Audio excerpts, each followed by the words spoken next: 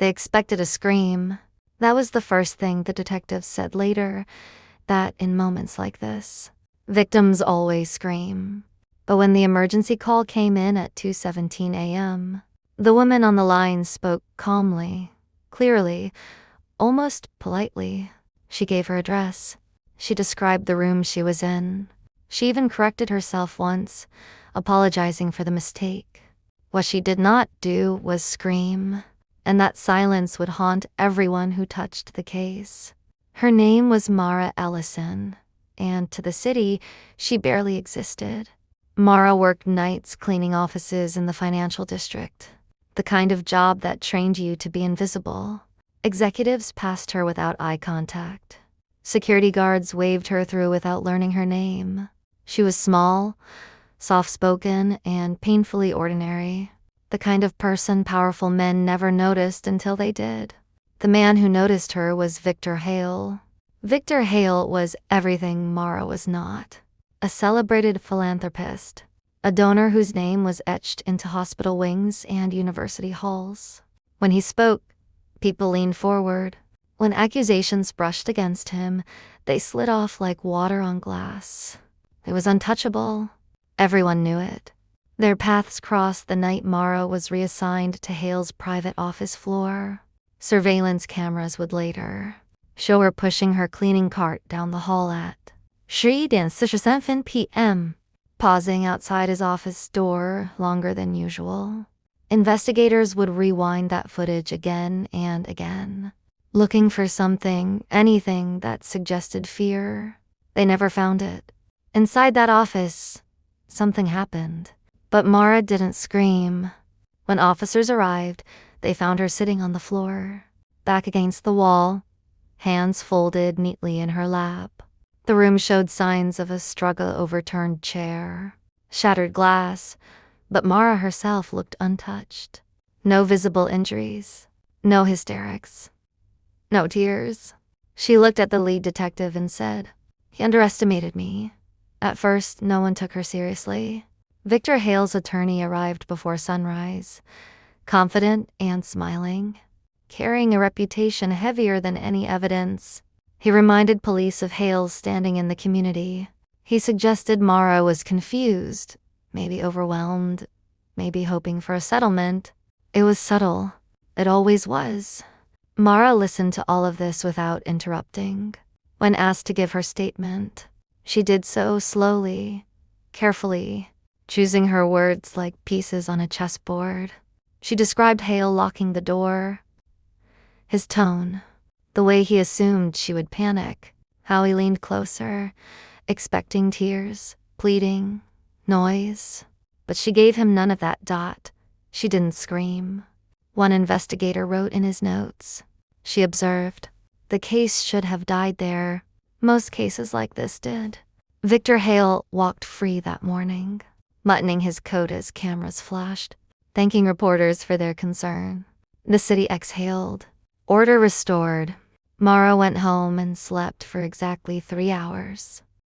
Then she started working. What no one knew, what Victor Hale could never have imagined, was that Mara had spent years learning how powerful systems failed. Her brother had once been wrongfully accused and crushed by the same kind of influence. Hale's wielded so easily. Mara had watched truth disappear under money and charm. She had promised herself it would never happen again. So when she cleaned offices, she didn't just mop floors. She listened. She memorized. She learned where blind spots were, which executives forgot to mute their microphones, which security protocols were followed only on paper. And Victor Hale had made a mistake. In his confidence, he had spoken freely that night. He had assumed no one like Mara mattered enough to remember. Weeks later, a data analyst in the district attorney's office flagged something strange. An anonymous tip had been submitted, audio files, time-stamped, encrypted, devastating. The voice was unmistakably Victor Hale's, calm, mocking, confessing to things no one that had ever pinned on him before. The city held its breath. Suddenly, the narrative shifted. Reporters who once ignored Mara now chased her shadow. Investigators who had doubted her replayed her interviews, stunned by what they'd missed. The calm, the precision, the silence. She didn't scream, the lead detective said at a press conference, because she was collecting evidence. Victor Hale was arrested in front of the same cameras that once adored him. His donors disappeared overnight. His allies stopped returning calls. The man who had ruled rooms now sat alone in an interrogation chair, stunned by the idea that someone like Mara Ellison had undone him. For the first time, he looked afraid. The trial never happened. Hale's legal team moved quickly, negotiating, sealing records, containing fallout. He would serve time, yes, but not nearly what the public wanted. Justice, once again, arrived measured and imperfect. But for Mara, something else mattered more. As Hale was led away, he finally looked at her. Not past her, not over her. At her. "You planned this," he said quietly. Mara met his eyes. "No," she replied. "I survived it." The city moved on, as cities always do. New scandals replaced old ones. Mara returned to work, though not to cleaning. She took a job assisting with evidence cataloging for cold cases no one else wanted. Stories no one believed. Investigators would later say that was the most unsettling part of all, because months after Victor Hale's conviction, the detective noticed a familiar encryption style on another anonymous tip. Different case, different powerful man, same precision, same silence. And once again, the victim hadn't screamed. She had waited. They didn't connect the dots at first. Cold cases rarely spoke to each other, and when they did, no one listened. But the second anonymous tip led to an arrest, just as shocking as Victor. Hills, another powerful man, another sealed office, another victim who had remained calm when panic was expected. The pattern whispered instead of shouted, and that was what made it dangerous. Mara Ellison said nothing. She cataloged files, labeled evidence, and went home at the same hour every night. To her co-workers, she was diligent and forgettable. To investigators, she was helpful but quiet. No one suspected the woman who brought coffee and color-coded folders was the same mind dismantling empires from the shadows. The third tip changed everything. It didn't expose a single man. It exposed a system. Judges, executives, fixers who made scandals disappear. The evidence was layered, meticulous, almost surgical. Whoever had assembled it understood power intimately, how it moved, how it hid, how it protected itself. A task force was formed within days, and for the first time, fear crept into rooms where confidence once lived. Someone finally asked the question that should have come sooner. Who is doing this? The answer terrified them, because whoever it was, they weren't angry. They weren't reckless. They weren't seeking attention. They were patient, and patience, investigators knew, was the most dangerous motive of all.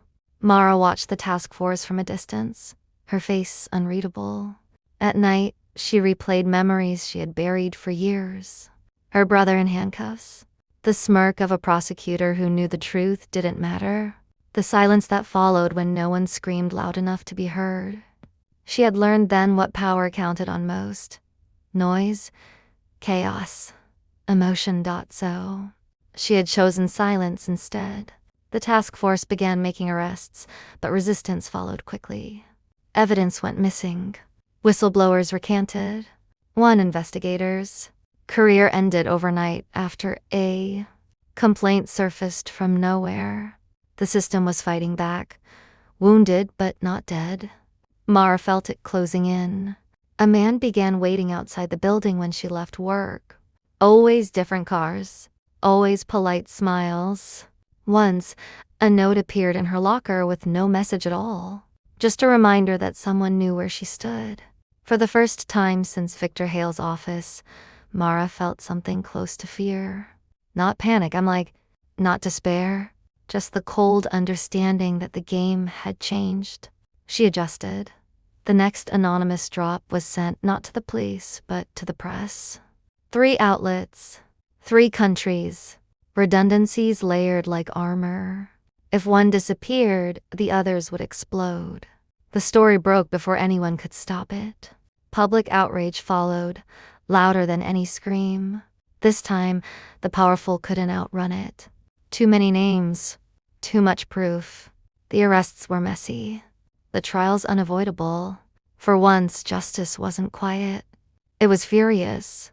Mara watched it unfold on a muted television in her apartment, folding laundry with steady hands. This was never about revenge. It was about balance, about making the invisible impossible to ignore. But justice has a cost. One evening, Mara returned home to find her door unlocked.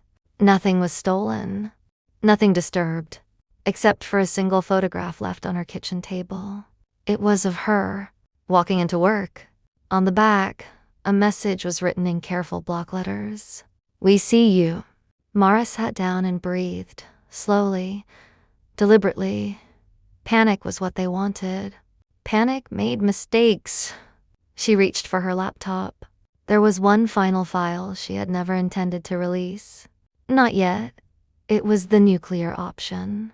Names that would collapse institutions. Proof that would burn everything it touched. She had hoped it wouldn't come to this, but they had underestimated her again. The upload began at 2:17 a.m., the same time she had made that first call. As the progress bar moved, sirens echoed faintly outside. Maybe coincidence? Maybe not. Mara didn't rush. She never rushed.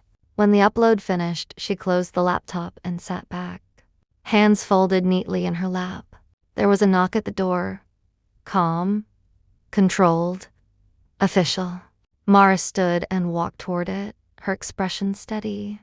Whatever waited on the other side, she knew one thing for certain. They would never forget her name now. And somewhere, in an evidence room already overflowing with truth, a detective would look at a familiar pattern and finally understand why the most dangerous witness was never the one who screamed. She was the one who waited.